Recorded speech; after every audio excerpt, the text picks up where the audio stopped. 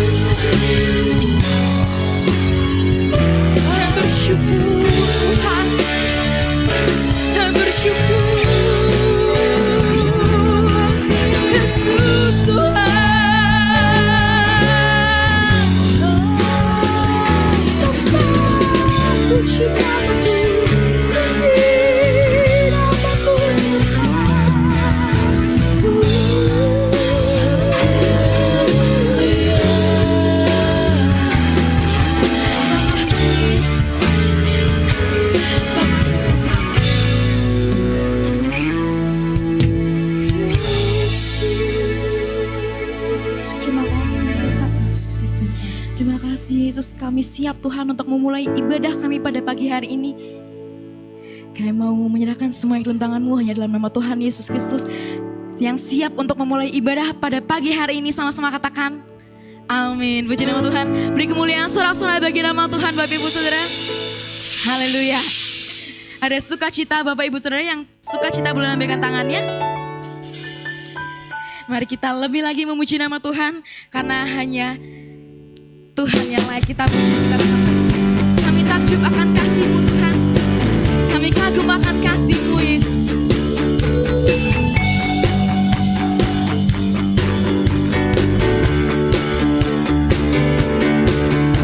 Dalam rembulan dan cahaya mentari, katakan di gelap badai.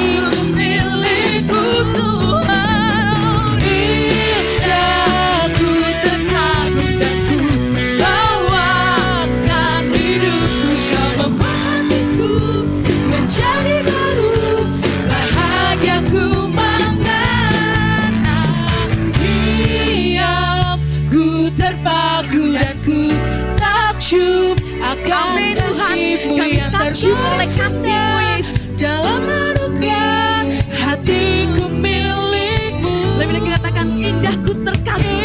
Indah ku terkagum dan ku bawakan hidupku. Kau membuat hatiku mencari baru, bahagiaku mengenal Dia. Ku terpaku dan ku takjub akan kasih-Mu yang terbatas indah. Dalam anugerah hatiku milik-Mu Tuhan. Indah ku terkagum dan ku bawakan hidupku. Kau membuat hatiku mencari baru, bahagiaku mengenal-Mu.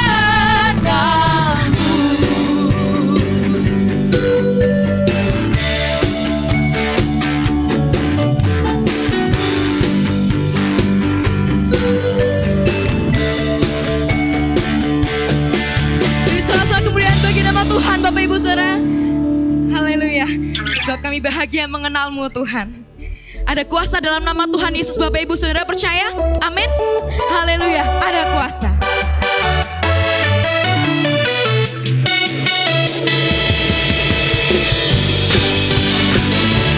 Mari kita lebih lagi memuji nama Tuhan. Mau sorak-sorak kita mau tinggikan namanya. Haleluya Yesus.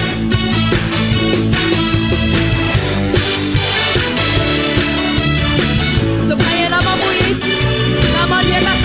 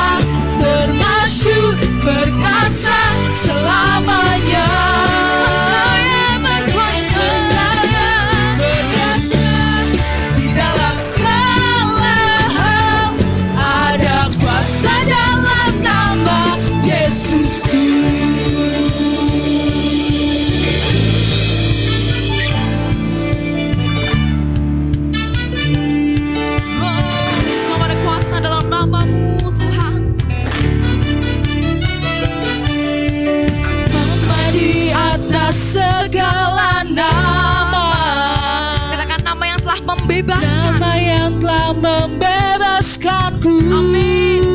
Segala kuasa, Segala kuasa tunduk pada nama itu. Yesus Tuhan, segala Tuhan. sekali lagi katakan nama di atas segala nama. Di atas segala nama, nama yang telah membebaskanku. Segala kuasa tunduk pada nama itu. Yesus Raja segala raja. Engkau yang termulia, Engkau yang termulia di bumi di surga, termasyhur perkasa selamanya. Engkau yang berkuasa, berkuasa di dalam segala hal. Ada kuasa dalam nama Yesus.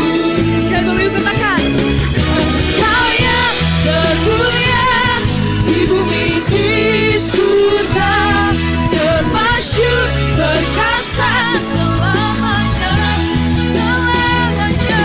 Engkau yang berkuasa di dalam segala hal. Ada kuasa dalam nama Yesus. lebih lagi katakan ada kuasa. Ada kuasa dalam nama Yesusku. Haleluya.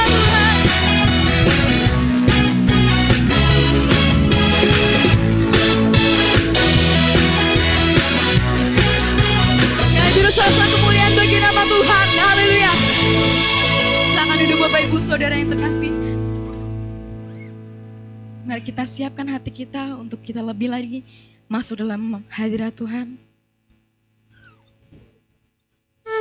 Terima kasih Tuhan, sebab hanya waktu yang tepat Yesus. Terima kasih.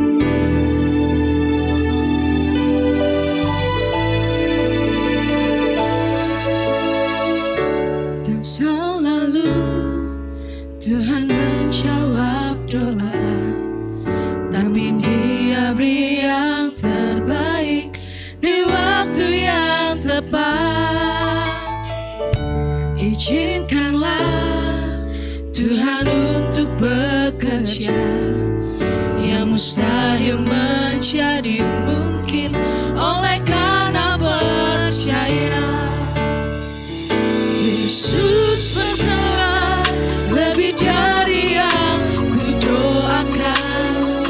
Yesus menjawab lebih dari yang ku harapkan.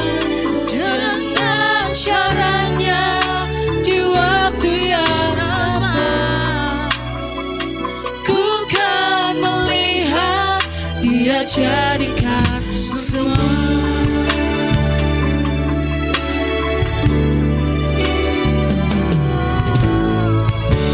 Selalu Tuhan menjawab doa, tapi Dia beri yang terbaik di waktu yang tepat. Izinkanlah Tuhan untuk bekerja, Katakan yang mustahil menjadi mungkin oleh karena percaya. Yesus mendengar lebih dari yang ku doakan. Yesus menjawab lebih dari yang ku harapkan. Dengan caranya di waktu yang tepat, ku kan melihat Dia jadikan semua. Yesus mendengar lebih dari yang ku doakan. Yesus menjawab lebih dari yang ku harapkan. Dengan caranya di waktu yang tepat, ku kan melihat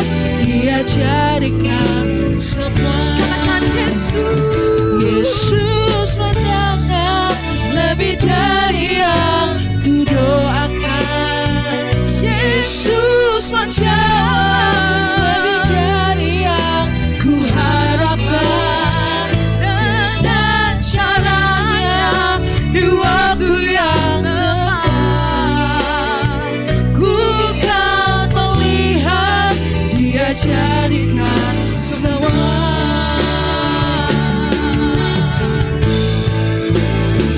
Oh, sungguh indah Kau Tuhan, Penuh kasih dan sayang. penuh kasih dan sayang. Katakan Kau tempat penghiburan. Kau tempat penghiburan bagi setiap hati yang terluka. Sungguh indah Kau Tuhan, Menara perlindungan. perlindungan. Amin Tuhan. Kau sumber kekuatan bagi semua orang yang Sama-sama kita lebih lagi katakan, membutuhkan. sungguh indah. Indah Kau Tuhan, penuh kasih dan sayang.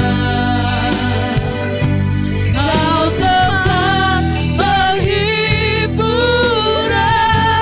bagi setiap hati yang terluka. Sungguh indah Kau Tuhan, menara perlindungan.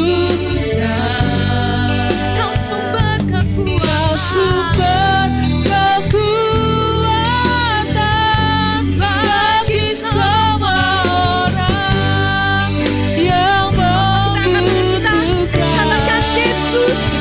Sungguh indah Kau Tuhan, penuh kasih dan sayang. Kau tempat penghiburan bagi setiap hati yang terluka. Sungguh indah Kau Tuhan, menara perlindungan. Kau sumber kekuatan bagi semua orang yang membutuhkan. Sumber kekuatan, sumber kekuatan, sumber kekuatan, sumber kekuatan, sumber kekuatan. Sumber kekuatan bagi semua orang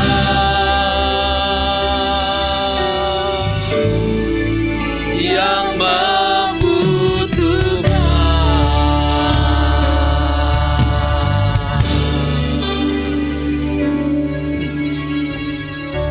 Haleluya. Bapa Surgawi, Engkaulah sumber kekuatan ketika kami lemah. Engkaulah ketenangan kami ketika kami takut dan khawatir. Di tengah dunia yang semakin tidak menentu ini Bapa, bawalah anak-anak-Mu makin dekat dengan Tuhan, makin melekat dan bersandar kepada Tuhan, supaya jiwa kami, hati kami mengalami ketenangan. Terima kasih Bapa buat kesempatan yang masih Kau berikan kepada kami untuk kami beribadah. Biarlah kami menghargai setiap kesempatan ini dengan kami mengesampingkan segala kepentingan kami untuk kami beribadah kepada Tuhan. Terima kasih Bapa, sebentar kami mendengar firman-Mu. Mari Engkau urapi hamba-Mu dan urapi kami semua. Sampaikanlah isi hati-Mu dalam nama Yesus. Haleluya. Amin. Amin. Ya, silahkan duduk, saudara. Selamat pagi Bapak Ibu dan saudara sekalian, Shalom. Ya saudara, kita akan melanjutkan pembahasan kita tentang mengalami Tuhan di dalam ibadah. Ya, tema kita masih sama, God in Worship atau Tuhan di dalam ibadah. Dan hari ini kita akan belajar mengenai manfaat ibadah di dalam hidup kita. Mari kita akan baca satu ayat, saudara. Ayat yang sangat dikenal oleh kita. Ibrani 10 ayat yang ke-25. Perhatikan satu ayat ini. Janganlah kita menjauhkan diri dari pertemuan-pertemuan ibadah kita, seperti dibiasakan oleh beberapa orang. Jadi sejak zaman dulu, saudara, memang sudah banyak orang yang mengabaikan atau memandang remeh ibadah. Ya, jadi biasa meninggalkan begitu. Tetapi marilah kita saling menasihati dan semakin giat melakukannya menjelang hari Tuhan yang mendekat. Ya, saudara, kalau kita melihat ayat ini, ada kalimat penting yang harus kita perhatikan. Dan ini berkaitan dengan ibadah, saudara. Kalimat penting itu adalah kalimat hari Tuhan yang mendekat. Apa maksud dari kalimat ini sebetulnya, saudara? Nah, yang patut kita perhatikan dari kalimat ini adalah kata hari Tuhan. Kata hari Tuhan. Nah, kata hari, saudara, di dalam ayat ini menggunakan kata hemera. Ya, hemera.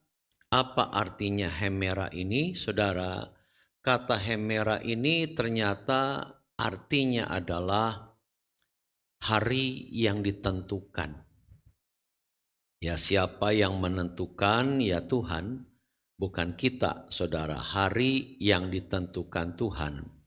Kata hemera juga artinya adalah pengadilan. Ya, hari pengadilan, saudara. Yang dimaksud adalah itu. Dan kemudian kata hemera juga ternyata diartikan atau berkaitan dengan umur. Jadi kata hari itu menunjuk kata umur manusia, saudara.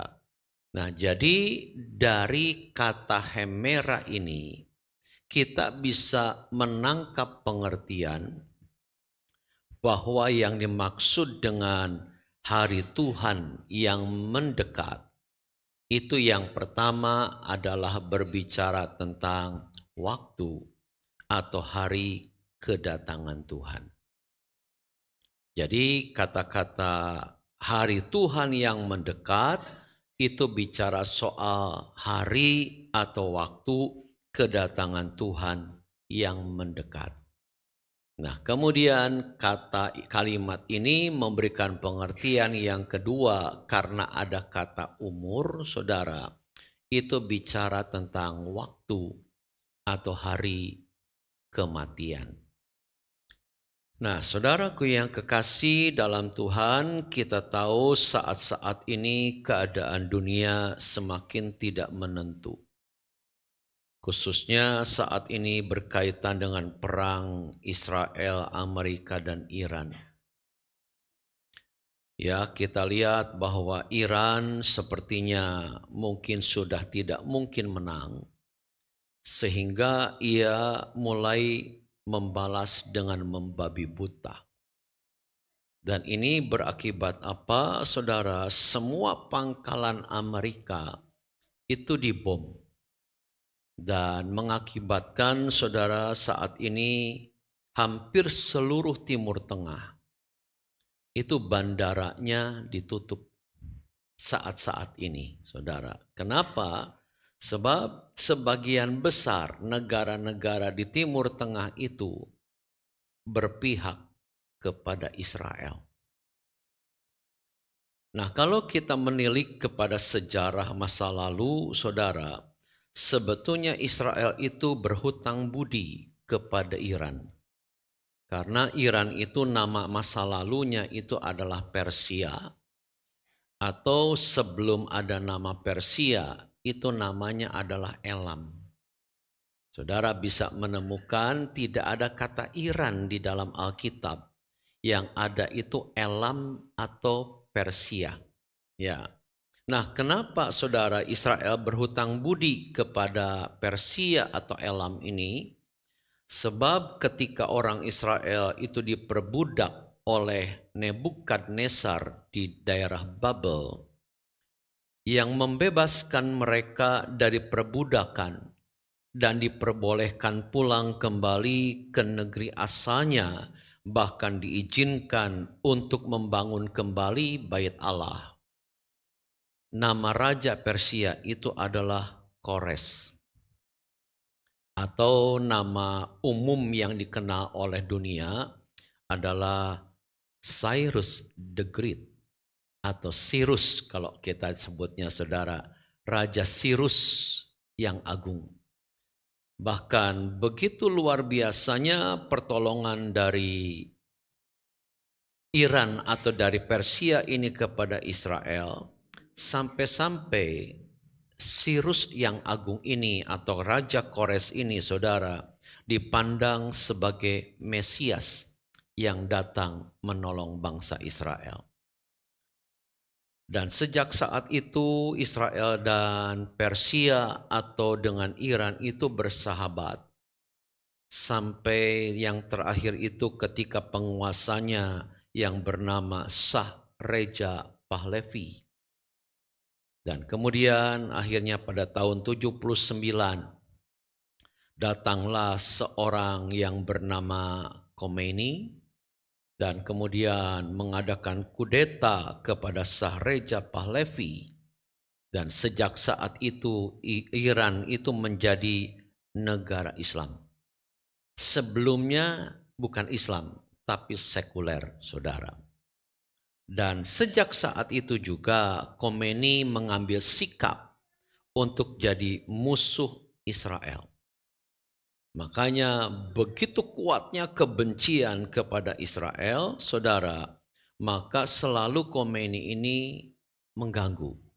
Iran ini mengganggu kepada Israel, bahkan teroris-teroris yang sering mengganggu Israel, itu katanya dibiayai oleh Iran. Nah, kita tidak bisa mengesampingkan keadaan yang sedang terjadi saat ini, walaupun kita tidak berkepentingan di dalamnya, saudara.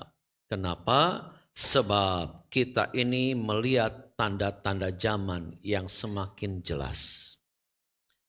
Melihat apa yang sedang terjadi lalu dihubungkan dengan apa yang Alkitab katakan di dalam Yeremia dan kitab Zakaria itu, saudara, kita semakin kagum bahwa apa yang Tuhan katakan itu betul-betul terjadi.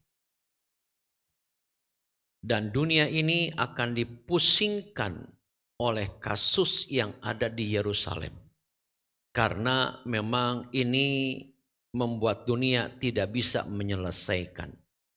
Saudara bisa baca di dalam Zakaria 12 sampai ada kalimat begini, bangsa-bangsa itu dibuat pening. Ada kata pening, pusing maksudnya, saudara. Bangsa-bangsa itu dibuat pusing oleh Yerusalem. Jadi saudaraku yang kekasih, ini yang memang sudah dinubuatkan oleh Alkitab. Nah, ini menunjukkan saudara bahwa tanda-tanda kedatangan Tuhan atau kedatangan Yesus itu sebetulnya sudah makin mendekat. Saya tidak katakan sudah sangat dekat, belum. Kenapa, saudara? Sebab masa-masa yang lebih sukar itu akan datang. Alkitab katakan kamu akan mendengar deru perang, bangsa melawan bangsa, kerajaan melawan kerajaan. Tetapi Alkitab berkata, ingatlah bahwa ini adalah permulaan penderitaan, awal penderitaan menjelang zaman baru. Garis bawahi kalimat awal atau permulaan dari penderitaan menjelang zaman baru. Dan perlu kita perhatikan kata-kata zaman baru itu zaman apa. Nah, kita tidak akan membahas itu, saudaraku yang kekasih. Dan kita menemukan hal-hal yang sangat aneh mungkin. Ya, tapi kita tidak boleh mengecilkan. Sebab pemimpin kita itu bermaksud baik, ingin menjadi penengah antara Iran dengan Israel. Dan menurut pemikiran saya, saudara, ini sangat sulit. Kenapa? Sebab Israel tidak punya hubungan diplomatik dengan Indonesia. Yang lebih menggelikan adalah banyak orang-orang yang menangis dengan kematian Ali Khamenei di depan kedutaan besar Iran di Jakarta. Padahal di Indonesia sendiri, saudara, ketika ada perbedaan antara Syiah dan Sunni, itu bermusuhannya sangat kuat. Dan kita tahu Iran itu Islamnya adalah Islam Syiah. Sementara Indonesia itu adalah Sunni, saudara. Jadi kalau sampai menangisi kematian Ali Khamenei, ini kan lucu sebetulnya, saudara. Kenapa bisa begitu? Sebab kebencian yang teramat sangat kuat kepada Israel. Nah, di sini saudaraku yang kekasih, kita melihat posisi yang jelas kenapa perang ini terjadi. Sebab Iran dengan Israel itu memang bermusuhan. Tetapi yang aneh itu adalah Amerika. Kenapa ikut-ikutan, saudara? Bermusuhan sekali juga tidak.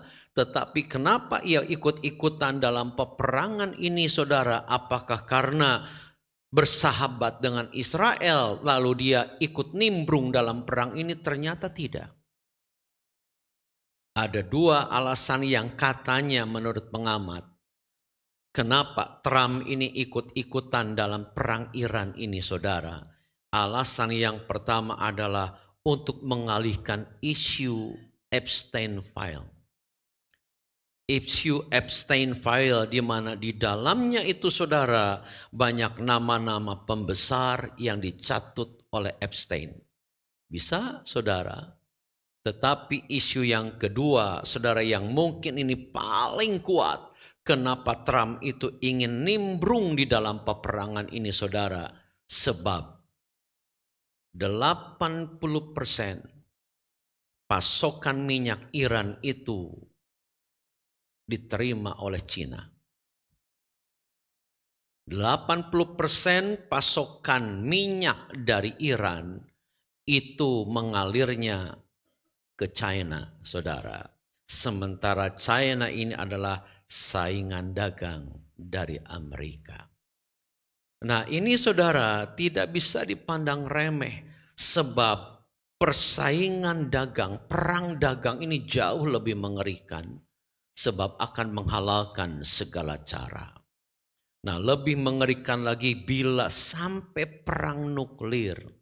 Seorang ahli nuklir itu berkata begini, saudara. Kalau dunia ini perang nuklir, maka kehancuran dunia ini hitungannya bukan hari, minggu, apalagi tahun. Tetapi hitungannya itu tinggal jam. Kenapa bisa demikian, saudara? Seorang ahli nuklir Amerika itu berkata begini, saudara. Kalau satu negara itu, saudara, meluncurkan bom nuklir, ke sebuah negara, saudara, maka ketika bom ini meluncur, itu pasti akan terdeteksi oleh radar dari negara-negara yang punya bom nuklir juga. Dan ketika saudara ini meluncur, dan ini bisa betul tidak sebab radar itu masih mungkin salah. Saudara tahu hitungannya itu bukan jam lagi untuk mengambil keputusan apakah aku balas atau tidak. Ini pengamat seorang ahli nuklir dari Amerika yang mengatakan begitu. Hitungannya itu saudara menit. 5 menit sampai 10 menit. Dan dia harus segera ambil keputusan untuk segera meluncurkan nuklir lagi atau tidak. Kalau diem ternyata nuklir betul datang dan dia akan hancur. Dan kalau tidak diem dunia hancur. Mana yang akan dipilih? Itu kalau betul-betul radarnya itu bisa mendeteksi ada bom nuklir yang sedang meluncur. Jadi sangat mengerikan sekali saudara. Hitungannya menit untuk mengambil keputusan apakah aku pencet tombol ini atau tidak. Dan kalau bom lalu saling serang nuklir, dunia ini hancur. Itu hitungannya saudara jam. Hancur. Apakah Indonesia kena? Kalau nuklir itu kena. Seluruh dunia saudara. Dan ketika bom ini saudara meledak katanya, itu hawa panasnya saja. Itu bisa menghancurkan manusia, tidak terasa apa-apa, habis. Dan kalau ada yang tersisa, saudara, kalau ada yang tersisa orang-orang yang masih hidup. Khrushchev, mantan presiden Rusia, Uni Soviet, itu pernah bilang begini, kalau ada orang yang tersisa atau selamat dari bom nuklir, maka orang-orang ini akan iri melihat orang yang sudah mati. Bisa bayangkan saudara? Orang itu akan iri melihat orang yang sudah mati. Sebab dia menderita akibat bom nuklir itu. Nah saudaraku yang kekasih, hawa panas itu akan begitu kuat. Lalu kemudian saudara, asap itu melambung ke udara. Dan itu akan menutup sinar matahari. Akibatnya apa? Dari panas saudara, cuaca di bumi itu akan menjadi sangat dingin. Kenapa? Karena matahari sinarnya tidak bisa menembus ke bumi. Dan itu masalah baru. Jadi saudaraku yang kekasih, kita melihat hal-hal yang mengerikan sebetulnya di depan menjelang zaman baru. Tetapi dengar saudara, ini bukan sangat dekat, sudah dekat. Sudah dekat, ditambah dengan kematian yang tidak jelas kapan datang dan bisa datang kapan saja saudara. Sebab itu tentang hari Tuhan yang makin mendekat ini, pesan Tuhannya apa saudara? Pesan Tuhannya adalah makin giatlah beribadah. Pesan Tuhan dari satu ayat tadi saudara, itu adalah makin giat ibadah. Saudara bisa memandang remeh ibadah, padahal disandingkan dengan kalimat menjelang hari Tuhan yang mendekat. Jelas kita tidak boleh meremehkan ibadah saudara. Kenapa? Karena disambungkan dengan kalimat menjelang hari Tuhan yang mendekat. Nah, kata ibadah di dalam ayat ini saudara menunjuk kepada ibadah mingguan ini. Ibadah harian yang kita jalani setiap hari dalam pekerjaan kita, di dalam segala aktivitas kita, itu tidak ada pengingat untuk orang-orang soal ibadah ini. Tetapi untuk ibadah mingguan ini saudara, Tuhan harus mengingatkan kepada banyak orang. Kenapa? Sebab banyak orang yang melalaikannya. Itu sebabnya perlu diingatkan, janganlah kita meninggalkan pertemuan-pertemuan ibadah kita. Nah, saudaraku yang kekasih, berarti ibadah itu sangat penting di hadapan Tuhan dan kita tidak boleh memandang remeh ibadah mingguan. Pertanyaannya saudara, mengapa kita harus makin giat ibadah? Berarti saudara ada manfaat dari ibadah itu sendiri. Nah, apa saudara manfaat ibadahnya? Yang pertama, alasan kita harus makin giat adalah karena ibadah itu adalah bekal kekekalan. Bekal kekekalan itu bukan hanya perbuatan baik kita, dan memang perbuatan baik itu perlu untuk kita mendapatkan pahala, bukan keselamatan, bukan. Tetapi ada bekal lain yang tidak boleh kita pandang remeh untuk kita menghadapi masa kekekalan, dan bekal itu namanya adalah ibadah. Saya berharap saudara-saudara mendengar penjelasan ini. Mendengar penjelasan ini, saudara tidak lagi meremehkan ibadah. Sesibuk apapun pekerjaan saudara, jangan sampai gampang meninggalkan ibadah. Ada quote yang saya buat saudara, kalimatnya begini: orang yang biasa meninggalkan Tuhan karena sesuatu akan kehilangan kedua-duanya. Maksudnya apa? Kedua-duanya itu sesuatu dan Tuhan. Tapi orang yang berani meninggalkan sesuatu untuk Tuhan, pada akhirnya dia akan mendapatkan kedua-duanya.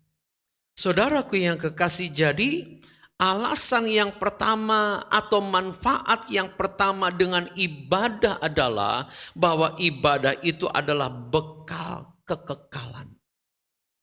Bekal kekekalan, saudara.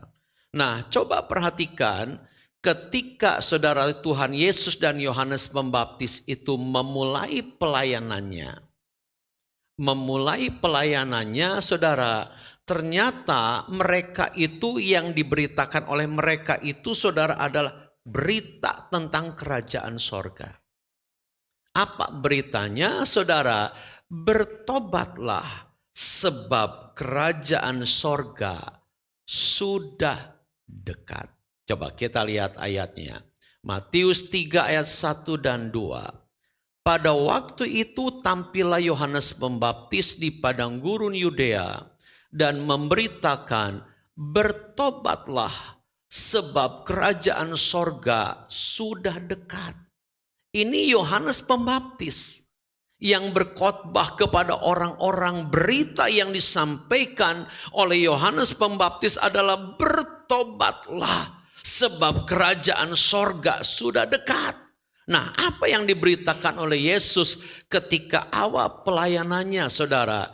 Sejak waktu itulah Yesus memberitakan, bertobatlah sebab kerajaan sorga sudah dekat. Saudaraku yang kekasih, berita ini saudara bisa memunculkan dua respon. Berita bertobatlah sebab kerajaan sorga sudah dekat. Dosen saya ketika di seminari suka membalik kalimat ini. Dengan guyonnya dia berkata, bertobatlah sebab neraka sudah dekat. Ada benarnya juga. Ada sorga, ada neraka, saudara. Artinya bertobatlah sebab masa penentuan atau pengadilan sudah dekat. Nah, ketika kita atau seseorang mendengar berita begini, saudara, itu ada dua respon yang muncul. Respon yang pertama itu adalah takut. Takut, saudara. Kenapa takut, saudara? Sebab ia tidak punya persiapan atau bekal apa-apa. Itu sama seperti pejabat, tiba-tiba saudara KPK datang. Coba, kalau dia saudara tidak benar hidupnya, suka korupsi saudara, pasti takut. Sangat menyedihkan kalau kita mendengar berita baru-baru ini. Ternyata saudara, Bupati Kabupaten Pekalongan itu ketangkap KPK. Ya, dan aliran korupsi itu mengalir kemana? Mengalir kepada suami, kepada anak-anaknya, bahkan kepada pembantunya. Coba saudara, dari pembantu langsung jadi direktur sebuah apa tuh namanya? Outsourcing. Outsourcing saudara. Tiba-tiba jadi pemimpin. Jadi kalau saudara pingin karir saudara cepat naik itu, ikuti Fadia Arafik ini. Nanti dari pembantu akan berubah jadi direktur apa gitu saudara. Saudaraku yang kekasih, saya bisa bayangkan ketika KPK itu tiba-tiba datang, betapa takutnya bupati ini. Kenapa? Sebab dia tidak siap. Dan ketika saudara diperiksa kantornya dari jam 11 siang sampai dengan jam 6 sore hampir jam 7 jam lebih. Saudara, 7 jam lebih saudara, itu berapa bendel arsip yang diambil oleh KPK. Sebagai bukti bahwa memang ini korupsi saudara. Menyedihkan saudara, ternyata yang namanya korupsi itu tidak habis sampai saat ini. Makanya kalau kita tidak tegas dalam hal ini, negara kita akan terus digerogoti oleh orang-orang begini saudara. Nah, kemudian respon yang kedua yang bisa muncul ketika mendengar, bertobatlah sebab kerajaan sorga sudah dekat, adalah senang. Senang saudara, kenapa? Sebab dia sudah siap dan punya bekal. Itu seperti orang saudara yang mau menghadapi ujian. Yang tidak siap saudara, yang belum belajar apa-apa. Dengan ujian itu takut saudara. Kenapa? Sebab dia bisa gagal dan ngulang dari awal lagi. Tapi bagi yang siap saudara, mungkin dia bisa hadapi dengan senang. Kenapa? Sebab ini pertanda aku akan segera naik tingkat. Iya enggak? Akan segera naik tingkat saudara. Kemarin saya ditunjuki oleh Nehem nilai-nilai yang dia dapatkan dari kuliah. Saya awal baca ini nilainya 4, berarti sempurna. Kebanyakan nilainya 4 sama 3,5, tapi banyak yang false. Saya jadi bertanya, ini apa maksudnya? Banyak yang gagal. Ternyata itu mata kuliah yang belum diikuti. Belum diikuti, jadi belum ada nilainya, bukan gagal saudara. Cuma tulisannya false. Nah saudara, ternyata nilainya itu 3, kalau dikumulatifkan saudara, IPK Nehem saat ini 3,7. Tepuk tangan dulu dong buat Nehem. Semoga masih bisa meningkat dan lebih bertahan saudara. Minimal bertahan segitu. Sehingga kalau ini tetap bertahan nilainya jadi cum laude. Cum laude saudara. Nah, tapi jangan jadi S2 sangat sombong ya. Nah saudaraku yang kekasih dalam Tuhan, kalau orang yang sudah punya bekal menghadapi situasi apapun termasuk menghadapi pengadilan Tuhan, siap dan senang. Saudara tahu, dengarkan, salah satu bekal yang harus kita miliki itu ibadah. Sebab ibadah itu pengabdian kita kepada Tuhan. Ibadah itu adalah bentuk kita cinta kepada Tuhan. Ibadah itu bentuk kita tunduk kepada Tuhan. Itu ibadah. Nah, jadi saudaraku yang kekasih, orang yang bijak, orang yang cerdas secara rohani, Dia akan memperhatikan persiapan ini. Tidak mengabaikan begitu saja, saudara. Kalau kita, saudara, menghadapi atau mau melakukan perjalanan ke satu tempat saja. Masih di dunia ini kita siap-siap. Bawa makanan, bawa uang dan sebagainya, saudara. Tapi seringkali kalau kita mau menghadapi kekekalan, kita lupa persiapan ini. Lupa persiapan ini, saudara. Tolong perhatikan saat ini. Tidak ada aktivitas yang boleh menggantikan ibadah selain sakit keras tidak bisa bangun. Apakah saya baru sekali ngomong begini? Tidak. Sudah berkali-kali, apakah dituruti oleh jemaat? Juga tidak semuanya. Tetap yang tidak patuh kepada apa yang Tuhan inginkan, setia ibadah itu ada saja. Jadi saudaraku yang kekasih, ini yang harus kita responi senang. Itu kalau apa? Kalau kita punya bekal, saudara. Makanya bekal itu akan membuat kita merasa tenang. Merasa tenang kalau kita punya bekal. Apalagi bukan hanya kedatangan Tuhan bisa terjadi kapan saja. Kematian kita pun, saudara, bisa terjadi kapan saja. Jadi saudara, yang pertama, kenapa kita harus beribadah?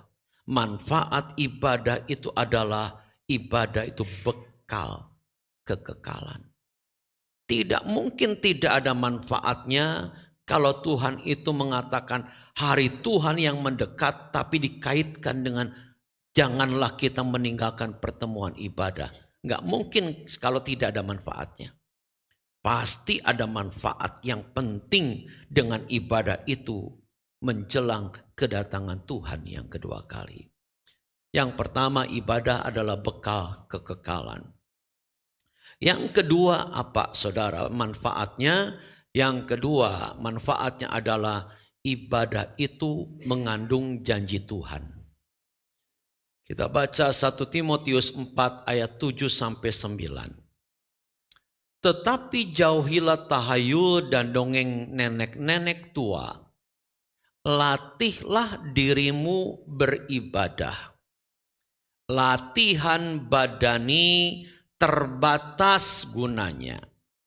Mau fitness, olahraga, bekerja, semua terbatas gunanya. Tetapi ibadah itu berguna dalam segala hal, kata firman Tuhan. Karena apa? Karena mengandung janji, baik untuk hidup ini maupun untuk hidup yang akan datang. Perkataan ini benar dan patut diterima sepenuhnya. Perkataan ini benar dan patut diterima sepenuhnya. Apa, saudara? Yaitu ibadah itu berguna dalam segala hal. Nah, saudaraku yang kekasih, kita lihat di sini kenapa kita harus setia beribadah, sebab ibadah itu mengandung janji. Mengandung janji, apa janjinya? Ada 2 janji Tuhan yang dikaitkan dengan ibadah. Apa itu, saudara? Yang pertama, saudara, adalah janji ketika kita ada di dunia. Kalau kita, saudara, setia berbakti, setia mengabdi kepada Tuhan, ada janji Tuhan ketika kita di dunia. Coba kita baca Maleakhi 3 ayat 18. Ayat ini berkata, maka kamu akan melihat kembali perbedaan antara orang benar dan orang fasik, antara orang yang beribadah kepada Allah dan orang yang tidak beribadah kepadanya. Jelas di sini, saudara, bukan soal fasik dan tidak fasik saja yang akan dibedakan Tuhan, tetapi orang yang beribadah dengan tidak ibadah di mata Tuhan pun dibedakan. Masihkah kita meremehkan ibadah? Sementara Tuhan menilai ini, saudara. Sementara Tuhan memperhatikan ibadah, apakah kita masih meremehkan ini? Saudaraku yang kekasih dalam Tuhan, perhatikan, jadi yang pertama ada janji Tuhan kepada orang-orang yang setia beribadah sementara kita berada di dalam dunia ini. Nah, apa janji Tuhan di dunia? Yang pertama, saudara, adalah hati kita akan diliputi oleh damai sejahtera. Hati kita akan diliputi oleh damai sejahtera. Yesaya 32 ayat 17 berkata, di mana ada kebenaran, di situ akan tumbuh damai sejahtera. Dan akibat kebenaran ialah ketenangan dan ketentraman untuk selama-lamanya. Saudara, ibadah itu adalah kebenaran. Ketika kita beribadah, kita melakukan kebenaran. Di mana kita melakukan kebenaran, Alkitab berkata di situ tumbuh damai sejahtera. Jadi ketika kita tidak melakukan kebenaran, ketika kita tidak beribadah, kehilangan damai. Kehilangan damai, saudara. Saya tidak percaya kalau toh ada orang yang nampak biasa-biasa saja hidupnya ketika tidak beribadah. Tapi saya tidak percaya kalau hatinya damai. Orang yang tidak beribadah itu pasti hatinya tidak damai, saudara. Jadi damai sejahtera itu adalah hak orang-orang yang melakukan kebenaran. Dan salah satu kebenaran adalah ketika kita beribadah. Makanya saya sering berkata kepada jemaat, beribadah jangan lupa. Bukan hanya di sini, kalau keluar kota beribadahlah di sana. Tapi tentu banyak orang yang mungkin kalau keluar kota jadi alasan untuk tidak ibadah. Saudara, kalau saudara melakukan apa-apa di hari Minggu tapi tidak ibadah, percaya, hati saudara tidak akan damai. Tidak akan damai. Ada sesuatu yang hilang di hatimu karena engkau tidak ibadah. Nah, jadi saudaraku yang kekasih, ini kan berkat. Janji Tuhan itu Tuhan akan bedakan orang beribadah dengan yang tidak ibadah. Jadi jangan tertipu oleh orang yang tidak ibadah, kayaknya biasa-biasa saja. Kelihatannya cengengesan, ketawa-ketawa. Hati yang terdalamnya itu kehilangan damai. Kemudian yang kedua, saudara, apa janji Tuhan sementara kita di dunia, saudara? Penyertaan Tuhan. Penyertaan Tuhan. Dan ini yang terjadi kepada Israel. Kita lihat Keluaran 40 ayat 38. Sebab awan Tuhan itu ada di atas kemah suci pada siang hari. Dan pada malam hari ada api di dalamnya. Di depan mata seluruh umat Israel pada setiap tempat mereka berkemah. Saudara tahu ketika orang Israel disuruh keluar dari Mesir, apa yang berulang-ulang Musa katakan kepada Fir'aun? Yang berulang-ulang Musa katakan kepada Fir'aun adalah, biarkan umatku pergi supaya mereka beribadah. Saudara boleh baca di dalam kitab Keluaran. Tujuan orang Israel dibebaskan dari perbudakan adalah supaya mereka beribadah kepada Yahweh. Tujuan saudara ditebus oleh darah Kristus juga sama, supaya berbakti kepada Yesus. Tolong perhatikan itu, saudara. Dan ketika orang Israel keluar dari tanah Mesir, tempat yang tandus mereka jalani, saudara, apakah Tuhan tinggalkan mereka? Tidak. Penyertaan Tuhan itu tetap pada mereka lewat apa? Lewat tiang awan dan tiang api. Saudara, gurun itu kan saudara cuacanya ekstrim. Kalau siang hari itu begitu panas, tapi pada malam hari itu begitu dingin. Nah, penyertaan Tuhan kepada cuaca yang ekstrim begini apa? Siang hari ada tiang awan menudungi saudara sehingga mereka tidak kepanasan, dan pada malam hari tiang api sehingga mereka tidak kedinginan. Itu luar biasa saudara. Apakah Tuhan lalai dalam penyertaannya kalau kita setia kepadanya? Enggak mungkin. Enggak mungkin. Jadi kalau saudara tidak setia tapi banyak masalah saudara, saudara tidak merasakan penyertaan Tuhan, bukan salah Tuhan. Tapi salah kitalah yang terlalu meremehkan panggilan Tuhan untuk kita beribadah. Saudara, penyertaan Tuhan itu bentuknya bisa macam-macam. Bisa dibuat kita ini berhasil. Bisa kita melakukan pekerjaan dengan damai. Ada satu cerita begini saudara. Ada seorang bapak, seorang hakim sudah pensiun. Nah, bapak ini saudara rajin ibadah tiap minggu. Dan duduknya itu selalu paling depan. Karena duduknya paling depan saudara, maka pendetanya yang khotbah itu selalu hafal di situ duduk siapa. Itu sama dengan Vincent selalu di situ. Kalau Vincent tidak ada, saya tahu ini nggak ada kemana nih. Kira-kira begitu, karena Vincent itu duduknya selalu di situ. Makanya ketika tadi puji-pujian saya lirik ke samping begini, kok Vincent nggak ada sih? Kok belum, jangan-jangan kesiangan atau nanti siang mungkin ibadahnya ternyata ada. Ini bapak saudara selalu duduknya paling depan.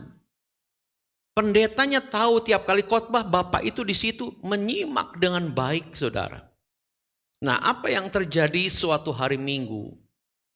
Bapak ini tidak hadir di dalam ibadah itu. Tidak hadir di dalam ibadah itu saudara. Dan tentu ketika pendeta itu khotbah saudara, dia bertanya kemana bapak itu. Dalam pikirannya kemana bapak itu. Karena biasanya tiap kali dia khotbah bapak itu ada di situ. Nah, karena saat itu tidak ada saudara, akhirnya pendetanya gelisah. Selesai ibadah dia berkunjung ke rumahnya. Rumahnya itu tertutup rapat saudara, dan ketika diketuk tidak ada yang buka. Akhirnya dilihat dari kaca saudara yang tembus ke dalam, ternyata bapak itu sudah tergeletak. Akhirnya pintu didobrak saudaraku yang kekasih, ternyata bapak itu sudah pingsan. Kenapa? Karena gasnya bocor dan dia menghirup gas itu saudara mungkin berjam-jam sampai pingsan. Saudara, kalau bapak itu saudara ibadahnya belang betong. Kadang ada, kadang tidak, kadang ada, kadang tidak. Pendeta itu saudara melihat bapak itu tidak ada, biasa. Iya enggak? Biasa, memang begitu kok, belang betong kok. Tapi karena bapak ini rajin, selalu kelihatan tiap minggu, pendeta itu jadi bertanya ini kemana? Karena rajin. Penyertaan Tuhan itu juga bisa muncul seperti itu saudara. Tapi kalau orang itu memang biasa bolos saudara, pendeta itu ketika melihat orang itu tidak ada biasa. Tidak was-was. Nah, jadi saudaraku yang kekasih, ini janji Tuhan di dalam dunia, penyertaannya. Tolong hargai penyertaan Tuhan. Rajin-rajinlah beribadah, saudara. Nah, kemudian janji Tuhan yang kedua adalah janji Tuhan di akhirat. 1 Timotius 4 ayat 8 tadi berkata, latihan badani terbatas gunanya, tetapi ibadah itu berguna dalam segala hal, karena mengandung janji baik untuk hidup ini maupun untuk hidup yang akan datang. Jadi saudaraku yang kekasih, Alkitab berkata ibadah itu berguna dalam segala hal, baik untuk hidup di dunia maupun hidup yang akan datang. Untuk hidup yang akan datang saudaraku yang kekasih. Nah ini penting kita pahami saudara, apa berkat yang ingin Tuhan berikan yang akan datang. Ini perlu kita ketahui saudara, berkat yang ingin Tuhan berikan di akhirat nanti itu adalah persekutuan atau kebersamaan dengan Tuhan dalam kekekalan. Ini berkat terbesar saudara, bersama dengan Tuhan dalam kekekalan. Saudaraku yang kekasih, kalau saudara beribadah, bosan enggak? Boleh saya tanya, kok Urip bosan enggak dengan ibadah? Enggak, puji Tuhan. Kalau khotbahnya lama? Enggak juga, puji Tuhan. Boni bosan enggak dengan ibadah? Enggak, karena seminggu sekali ya. Kalau tiap hari ibadah bosan enggak? Seminggu sekali saja ada yang bosan. Apalagi kalau ibadah terus-menerus. Saudara, ada yang bertanya, di sorga itu masih ibadah gak sih? Mungkin liturginya tidak seperti ini. Tapi yang jelas kebersamaan dengan Tuhan dalam kekekalan itu ibadah. Dan itu berkat yang terbesar. Makanya saudara, ibadah yang kita lakukan cuma 2 jam ini, itu latihan gaya hidup sorgawi. Dan kita harus menyukainya, saudara. Kenapa saudara begitu suka dengan fitness, tapi kadang-kadang ibadah lama dikit gelisah? Padahal Alkitab berkata latihan badani terbatas gunanya. Terbatas. Tapi ibadah itu berguna untuk hidup yang akan datang. Nah saudara, kebersamaan dengan Tuhan itu berkat terbesar. Makanya ketika janji Tuhan untuk memberkati orang Israel. Di dalam Imamat 26 ayat 12 saudara. Di situ ada beberapa jenis berkat.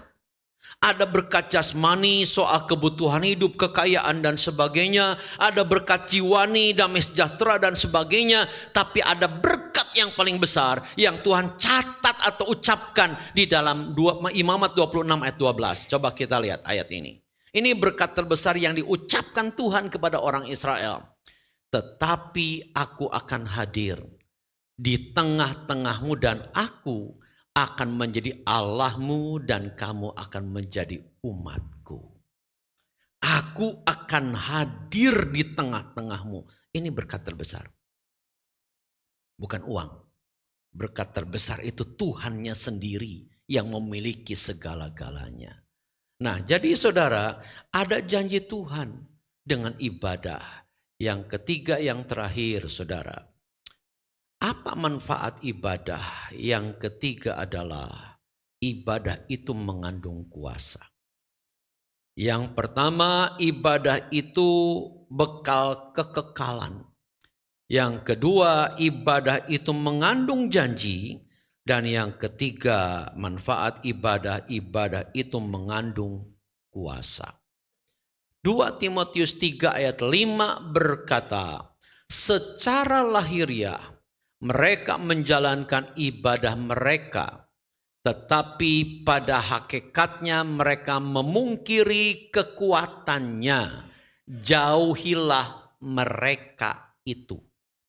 Perhatikan saudara, ayat ini menarik. Secara lahiriah mereka menjalankan ibadah mereka. Jadi mereka tidak tinggalkan ibadah. Datang, masuk ke dalam rumah Tuhan, saudara. Tetapi apa yang mereka lakukan? Mereka memungkiri kekuatannya. Kenapa? Tidak sungguh-sungguh.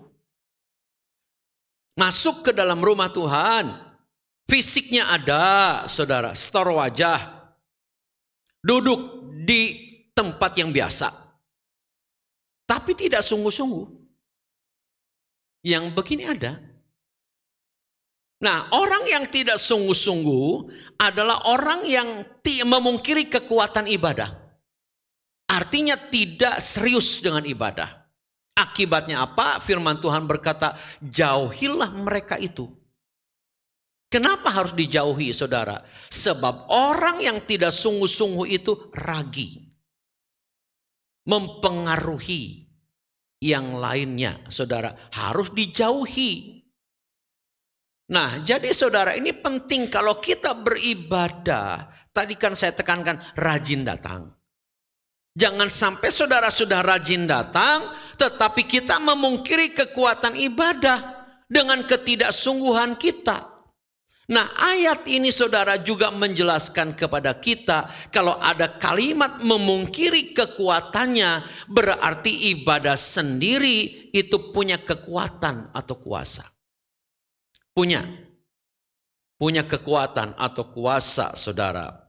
Nah, kuasa ibadah itu, saudara, terjadi atau dirasakan oleh orang ketika di dalam ibadah itu mereka mengalami perjumpaan dengan Tuhan. Mengalami perjumpaan dengan Tuhan itu mengalami jamahan Tuhan, hadirat Tuhan yang kuat. Dia mengalami kuasa ibadah. Dan biasanya, saudara, kuasa ibadah ini nyata lewat apa? Yang pertama, saudara, itu saat kita memuji Tuhan. Karena bagian dari ibadah adalah memuji Tuhan. Mazmur 22 ayat yang keempat berkata, padahal engkaulah yang kudus yang bersemayam di atas puji-pujian orang Israel. Tuhan itu senang sekali, saudara, kalau dia melihat anak-anaknya memuji dia. Kalau kita tanya kepada WL, apa yang kau lihat dengan jemaat ketika engkau memimpin pujian? Salah satu WL berkata, ada yang pegang kursi, begini. Ada yang begini. Ada yang tidak nyanyi. Saudara penonton, bukan pelaku. Kalau seperti itu. Saat sedang memuji Tuhan, nyanyilah bersama-sama. Sebab di dalam pujian itu ada kuasa yang dahsyat. Tuhan bertahta di atas pujian. Makanya saat menyanyi, menyanyilah. Saat menyembah, menyembahlah. Ojo meneng bae. Jangan tutup mulut, saudara. Bersuaralah, saudara. Supaya apa? Supaya Tuhan bisa disukakan dengan pujian kita. Dan ketika pujian kita dinaikkan dengan kesungguhan kita, Tuhan hadir bersama dengan kita dan itu perjumpaan dengan Tuhan. Yang kedua, saudara, Tuhan itu kuasa ibadah itu bisa kita rasakan saat apa? Yang kedua, saat kita berdoa. Yakobus 5 ayat 16b berkata, doa orang yang benar, bukan setiap doa, tapi doa orang yang benar. Bila dengan yakin didoakan sangat besar kuasanya. Dua syarat kalau doa kita ingin berkuasa, satu kita harus benar. Yang kedua, saudara, harus sungguh-sungguh berdoa. Sudah benar tapi tidak sungguh-sungguh berdoa, enggak mengandung kuasa. GBI baru saja membuat sebuah pesan dari ketua sinode berkaitan dengan kondisi yang sedang terjadi supaya kita sepakat banyak berdoa. Kita nggak bisa apa-apa, saudara. Dengan perang ini, perang itu nggak bisa apa-apa. Tapi kita bisa berdoa, mohon Tuhan yang mengendalikan segala sesuatu bekerja. Pak Niko menyampaikan 3 pesan dalam menghadapi situasi yang begitu tidak menentu ini. Pesan yang pertama adalah berdoalah. Pesan yang kedua dari Pak Niko menghadapi situasi yang tidak menentu adalah berdoalah. Dan yang ketiga, berdoalah. Gak ada yang lain. Banyak berdoa. Orang yang tenang menghadapi segala situasi itu orang yang dekat dengan Tuhan. Sama seperti Daud berkata, hanya dekat Allah saja aku tenang. Apakah orang Kristen akan terhindar dari kesulitan akibat perang? Belum tentu. Tapi di tengah kesulitan itu lihat, penyertaan Tuhan akan menjadi nyata. Sebab itu hanya orang yang dekat dengan Tuhanlah yang bisa tenang. Nah, jadi saudara, ini kuasa bisa muncul saat kita berdoa. Dan yang ketiga, yang terakhir saudara, kuasa ibadah itu bisa kita alami saat kita mendengar firman. Saat kita mendengar firman, Roma 1 ayat 16 dan 17 berkata, sebab aku mempunyai keyakinan yang kokoh dalam Injil. Karena Injil adalah kekuatan Allah yang menyelamatkan setiap orang yang percaya. Pertama-tama orang Yahudi tetapi juga orang Yunani. Sebab di dalamnya nyata kebenaran Allah yang bertolak dari iman dan memimpin kepada iman. Seperti ada tertulis orang benar akan hidup oleh iman. Saudara, ayat ini berkata, aku punya keyakinan yang kokoh dalam apa? Injil. Dalam firman Tuhan, sebab firman Tuhan itu adalah kekuatan Allah. Sebab itu pada saat kita dengar firman, jangan di sini penuh dengan kritik, saudara. Ada orang yang sudah belum apa-apa siap kritik di sini. Orang yang seperti ini sulit diberkati lewat firman. Dengan rendah hati terbukalah buat setiap kebenaran. Tentu kita harus menyaring, tidak semua orang nyampaikan kebenaran. Tapi kalau itu benar, terimalah dengan sukacita dan hidup kita akan berubah. Banyak orang, saudara, terberkati oleh ibadah saat pujian, saat doa, saat firman disampaikan. Kalau kita ngalami ini, dampaknya apa, saudara? Dampaknya adalah hidup kita berubah. Jadi sekali lagi, belajarlah memandang penting ibadah. Jangan gampang ditukar dengan apapun. Mari kita berdiri, saudara. Jiwaku merindukanmu,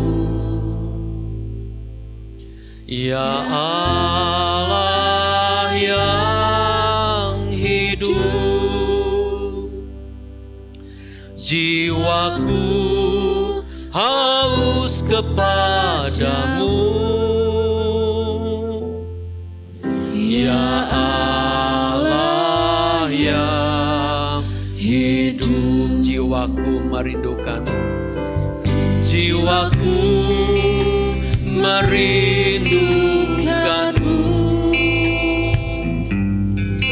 ya Allah yang hidup.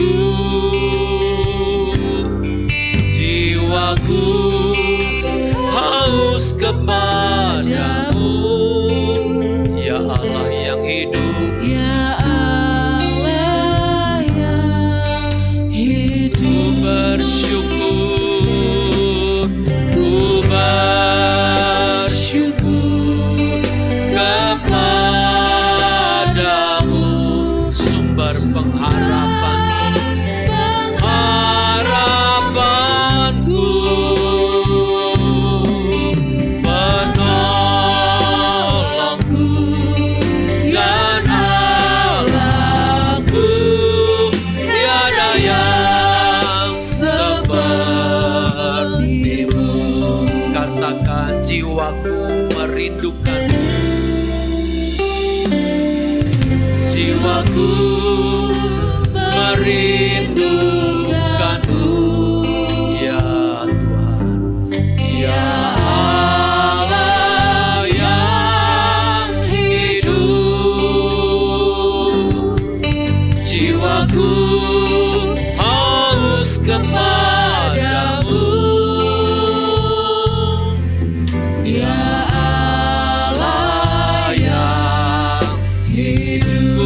bersyukur. Haleluya. Mari sembah. Sumber pengharapanku, penolongku dan Allahku, tiada yang seperti-Mu. Saudara, kita menyembah dan beribadah kepada Allah yang benar. Hargailah Dia dengan kesetiaan kita. Jangan memandang remeh ibadah. Setiap kali kita memasuki Sabat, siapkanlah diri kita dengan baik. Kesibukan kita atur. Jangan jadi penghalang kita beribadah. Kemalasan kita kalahkan. Hati yang penuh dengan kekecewaan bereskan. Jangan sampai itu menghalangi ibadah kita kepada Tuhan yang benar. Rindukanlah Dia selalu di dalam hidup kita. Sebab Dia adalah pengharapan kita. Dia adalah kekuatan kita. Dialah pengendali hidup kita. Dialah yang bisa memberikan ketenangan. Nyanyikan dengan kesungguhan, jiwaku merindukanmu. Jiwaku merindukanmu, ya Allah yang hidup. Jiwaku haus kepadamu, ya Allah yang. Sekali lagi katakan, jiwaku merindukanmu. Jiwaku merindukanmu. Mari kita hampiri Tuhan dengan penuh kerinduan. Ya Allah yang hidup. Jiwaku haus kepadamu. Ya Allah yang hidup. Mari angkat tangan, katakan, ku bersyukur. Ya Tuhan, ku bersyukur kepadamu. Sumber pengharapanku, penolongku dan Allahku. Haleluya. Dan Allahku, tiada yang seperti. Ku bersyukur. Ku bersyukur kepadamu. Sumber pengharapanku, penolongku dan Allahku, tiada yang. Sekali lagi katakan, ku bersyukur. Saya mengundang Bapak Sidauru berdoa mengucap syukur buat peringatan Tuhan lewat firman-Nya, agar kita setia ibadah. Pengharapanku, penolongku dan Allahku, tiada yang seperti-Mu. Tiada yang seperti-Mu.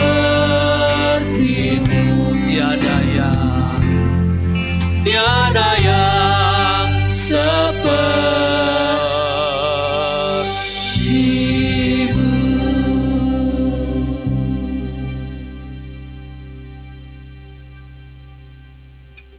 Kami bersyukur kepada Tuhan Haleluya karena Yesus. Tuhan menuntun jalan kami untuk memuji memuliakan nama. Haleluya Yesus. Terima kasih Bapak atas semua pertolongan bagi kehidupan kami. Haleluya, haleluya Tuhan. Hari lepas hari Tuhan menolong dan menolong. Haleluya. Terima kasih Bapak. Bapak yang baik, sangat baik, luar biasa baik. Terima kasih Bapak, biarlah pujian ini mengingatkan hati dan pikiran kami, supaya kami selalu Syukur.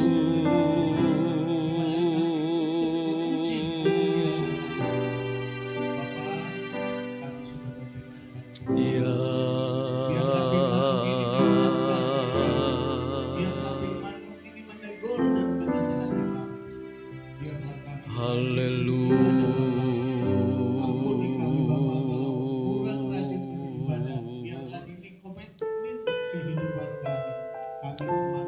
Ya Tuhan Yesus. Biarlah kami Bapak rajin berdoa. Karena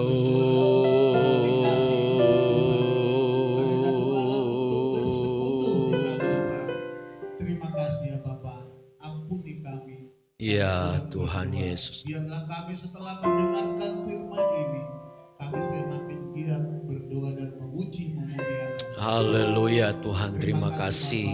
Biarlah firman ini jadi rema di dalam kehidupan. Ya Tuhan. Biarlah firman ini mengingatkan kami, menumbuhkan hati dan pikiran kami, supaya kami lebih dekat dengan Tuhan.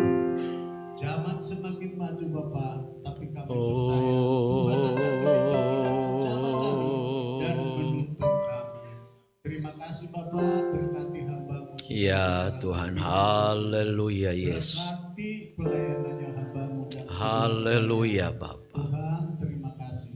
Kami berdoa dan mengucap syukur hanya dalam nama Yesus Kristus. Haleluya. Amin. Amin. Amin. Silakan duduk saudara.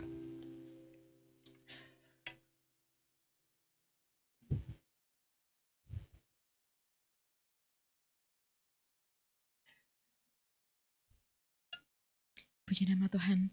Bapak Ibu Saudara diberkati dengan firman Tuhan. Amin. Haleluya. Biar firman yang telah disampaikan bisa menjadi kekuatan dan pengingat untuk kita semua tetap setia beribadah kepada Tuhan. Mari kita siapkan persembahan kita. Saya undang petugas persembahan untuk maju ke depan. Saya mau dengan kasih Saudari Dita berdoa untuk memimpin persembahan kita pagi hari ini.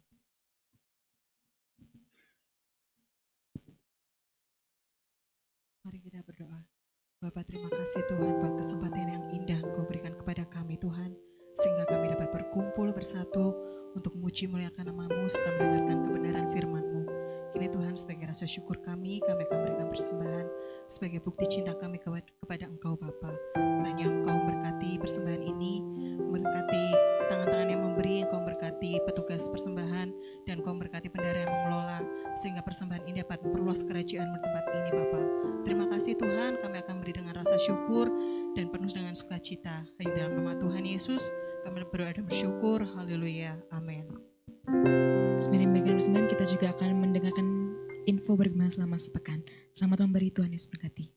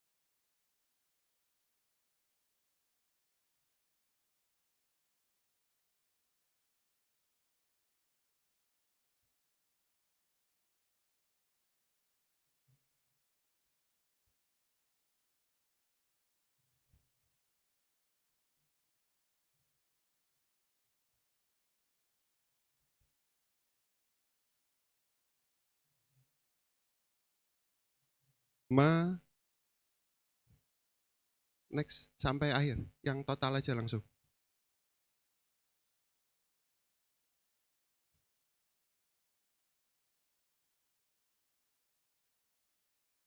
Nah, total persembahan dari jemaat sejumlah 18.760.000 rupiah.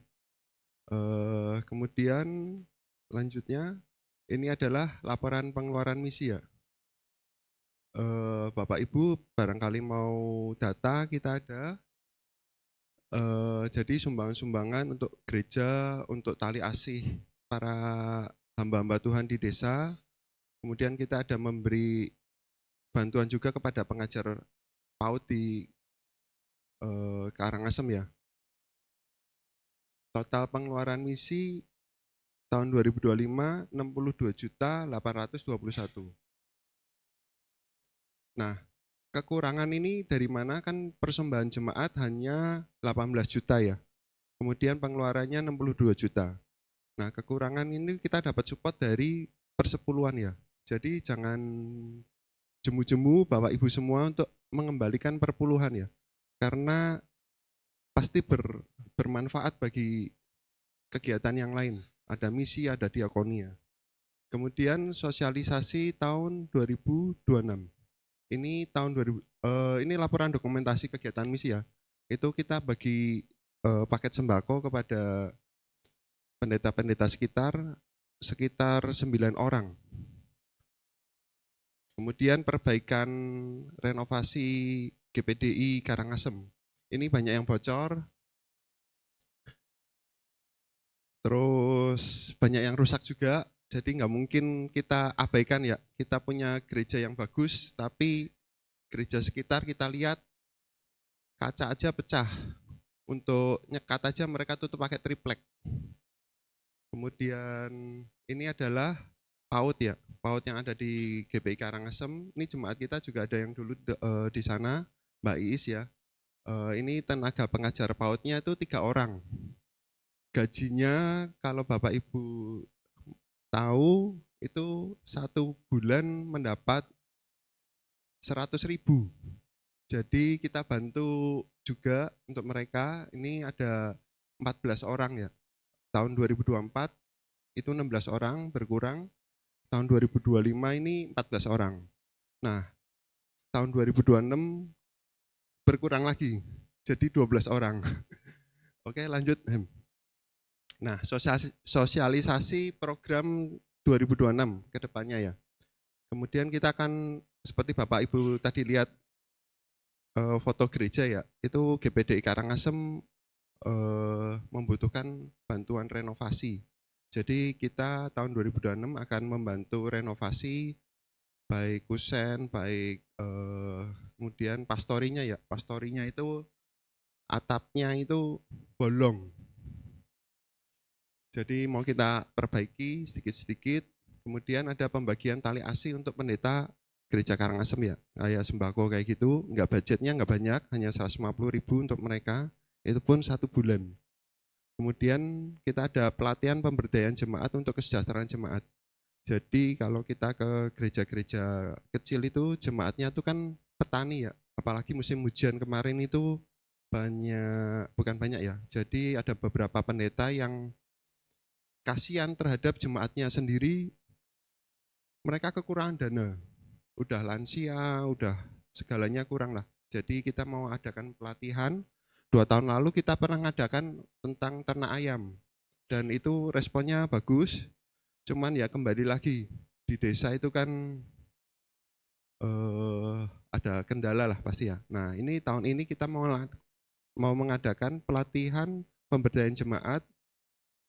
Rencana kita adalah dari hidroponik dan kayak sayur-sayuran kayak gitu ya. Hidroponik, kemudian yang keempat, bantuan untuk guru-guru pengajar itu tetap kita adakan karena ya kasihan lah mereka itu hanya mendapat dana sedikit ya dari PAUD-nya sendiri.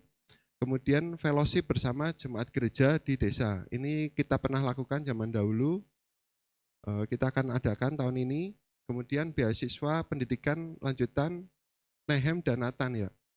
Nehem ini pertama kali kuliah, saya bilang ke Nehem, Hem, sekolah yang bener, jangan ngisi-ngisi nih. Saya bilang. Ternyata kemarin saya dapat, ini udah dapat nilainya.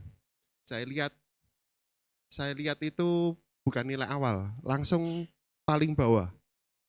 Tulisannya apa? Kurang memuaskan. Duh, dalam hati ya, bisa nih sih kurang memuaskan. Ternyata mata kuliahnya itu beda kalau kita kuliah S1 ya. Jadi mereka itu full semua dimasukin, jadi yang tidak kuliah itu dinilai 0. Belum kayak tadi Bapak Gembala bilang, kalau belum kuliah itu nilainya 0. Jadi hasilnya itu semua bagus. Jadi kalau di total itu 3,77 ya, bagi saya lumayan ya. Kemudian kita ada Nathan. Nathan ini kuliah juga S2, rencananya tahun kemarin mau kuliah, tapi dananya terbatas. Jadi saya anggarkan mulai tahun ini ya, Tan. Yang benar loh, Tan. Kemudian pembinaan siswa-siswi Kristen ya. Ini ke sekolah-sekolah ya. Jadi Nehem itu kan emang ngajar, jadi kita membantu buat ningkatin mereka supaya mereka lebih semangat belajar lagi. Kemudian Komsel Comal, dan kita berbagi kasih dengan orang di luar Kristus. Ini kolaborasi dengan CSG ya. Sekian dari saya, sosialisasi program misi 2026. Saya mengucapkan terima kasih kepada Bapak Ibu semuanya yang sudah memberikan masukan, memberikan dana untuk terwujudnya misi tahun kemarin ya. Dan mari kita sukseskan misi tahun depan. Tuhan Yesus memberkati kita semua.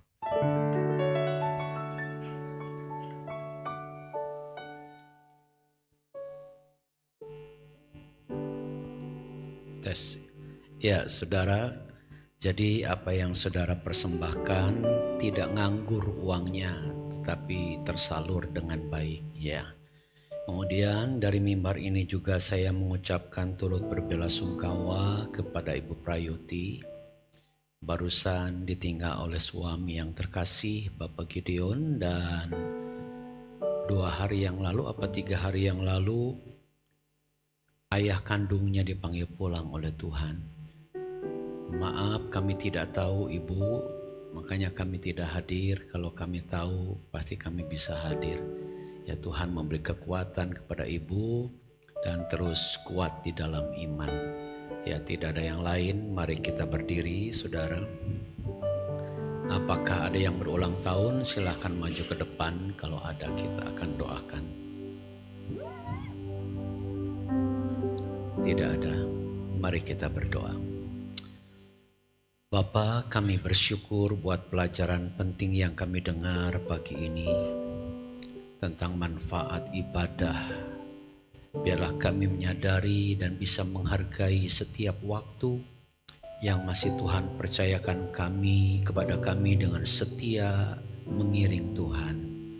Kami berdoa segala tantangan yang kami hadapi, kami percaya bersama Tuhan kami mampu mengelolanya dengan baik agar tetap Tuhan yang diutamakan di dalam hidup kami.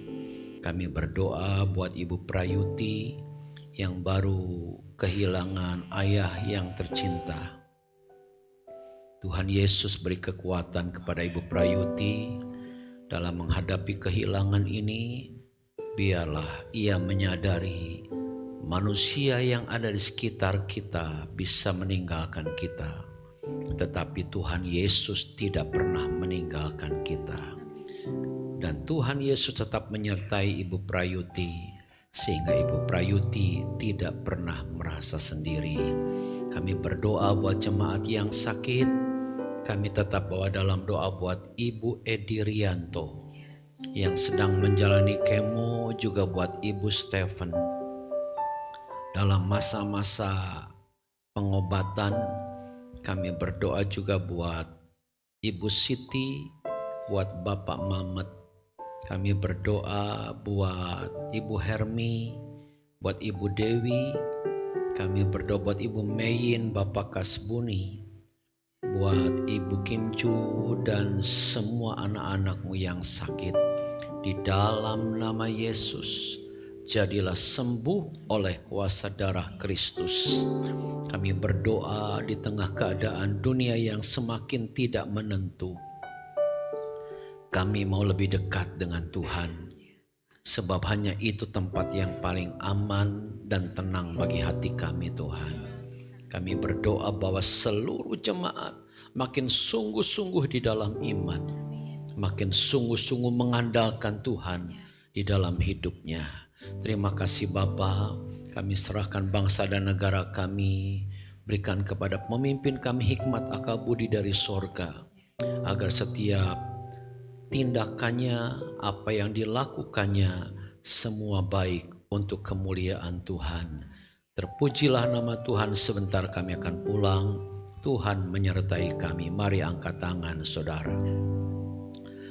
Saudaraku yang kekasih dalam Tuhan, marilah kita pulang dengan membawa berkat dari Tuhan. Tuhan memberkati engkau dan melindungi engkau. Tuhan menyinari engkau dengan wajahnya dan memberi engkau kasih karunia. Tuhan menghadapkan wajahnya kepadamu dan memberi engkau damai sejahtera. Sebab itu saudaraku yang kekasih, pulanglah, bawalah berkat dari Allah Bapa, kasih dan sayang di dalam Yesus Kristus, serta persekutuan di dalam Roh Kudus menyertai saudara sekalian mulai saat ini sampai selama-lamanya. Haleluya.